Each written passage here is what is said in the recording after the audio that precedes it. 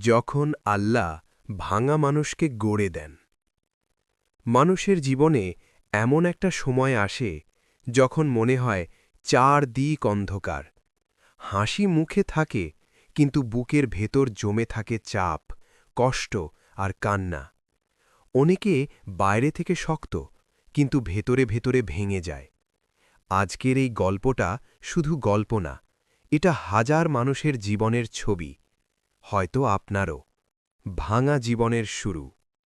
সাইফুল ছিল ছোট শহরের সাধারণ এক ছেলে। বাবা মারা গেছেন বহু আগে। মা, এক ভাই আর এক বোন, এই তিনজনই তার দুনিয়া। কিন্তু দুনিয়ার বোঝা তার কাঁধে ছিল খুব ভারী। পড়াশোনা শেষ, কিন্তু চাকরি নেই। ঘরে চাল নেই, মায়ের ওষুধ নেই, ভাই বোনের পড়ার খরচ নেই। প্রতিদিন সকালে ঘুম ভাঙলে সাইফুল ভাবত, আজ কিভাবে দিন পার করব। সমাজের চাপ, পাড়া প্রতিবেশীরা কথা বলত। কেউ বলত এত বড় হয়েও কিছু করতে পারল না, কেউ বলত ছেলেটার কপালই খারাপ। এই কথাগুলো সাইফুলের বুকে কাঁটার মতো বিঁধত। সে কাউকে কিছু বলত না, শুধু রাতে বিছানায় শুয়ে চুপচাপ চোখ ভিজাত। মা টের পেতেন। একদিন মা বললেন, বাবা, মানুষ যাই বলুক, আল্লাহ আমাদের দেখছেন। এই কথাটা সাইফুলের মনে গেঁথে গেল। হতাশার এক সন্ধ্যা। একদিন সন্ধ্যায় সাইফুল খুব ভেঙে পড়েছিল।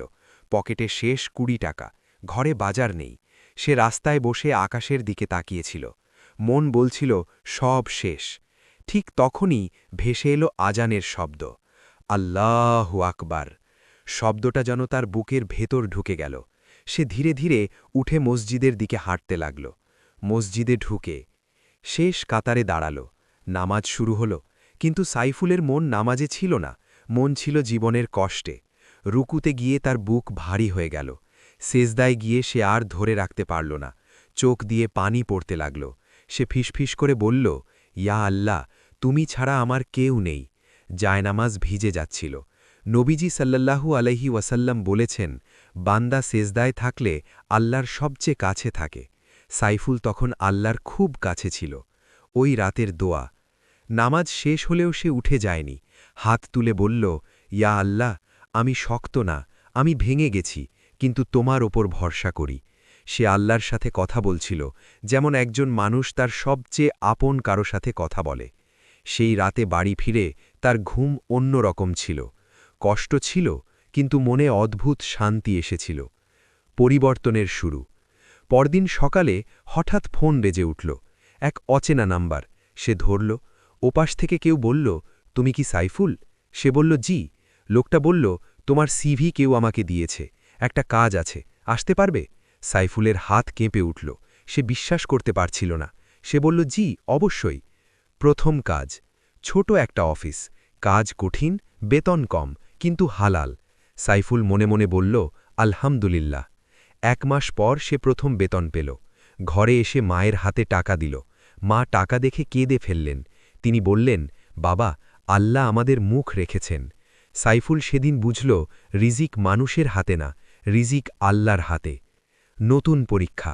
কিন্তু ভাই, জীবন মানেই শুধু সুখ না। অফিসে একজন ছিল, নাম কামাল। সে সাইফুলকে সহ্য করতে পারত না। কামাল বসের কাছে মিথ্যা কথা বলতে শুরু করল। একদিন বস সাইফুলকে ডাকলেন, বললেন, তোমার কাজ নিয়ে অভিযোগ এসেছে। সাইফুলের বুক ধক করে উঠল। তার মাথায় ঘুরতে লাগল, আবার কি সব শেষ? আবার আল্লাহর কাছে। সেদিন রাতে সাইফুল ঘুমাতে পারল না। সে উঠে অজু করল, নামাজে দাঁড়াল। সেজদায় গিয়ে বলল, ইয়া আল্লাহ, তুমি আমাকে দিয়েছ, তুমিই রক্ষা করো। নবীজি সাল্লাল্লাহু আলাইহি ওয়াসাল্লাম বলেছেন, যে আল্লাহর উপর ভরসা করে, আল্লাহ তার জন্য যথেষ্ট। সাইফুল কান্না করতে করতে আল্লাহকে ডাকছিল। অদৃশ্য সাহায্য। পরদিন অফিসে তদন্ত হল। ক্যামেরা চেক করা হল। সব সত্য বের হয়ে গেল। কামালের মিথ্যা ধরা পড়ল। বস সাইফুলকে বললেন, তুমি সৎ ছেলে। সাইফুলের চোখ ভিজে গেল। সে মনে মনে বলল, ইয়া আল্লাহ, তুমি শুধু দাও না, তুমি রক্ষা করো। সাইফুল বুঝতে লাগল, আল্লাহ আগে ভাঙেন, তারপর গড়েন, আগে কাঁদান, তারপর হাসান, আগে পরীক্ষা নেন, তারপর সম্মান দেন।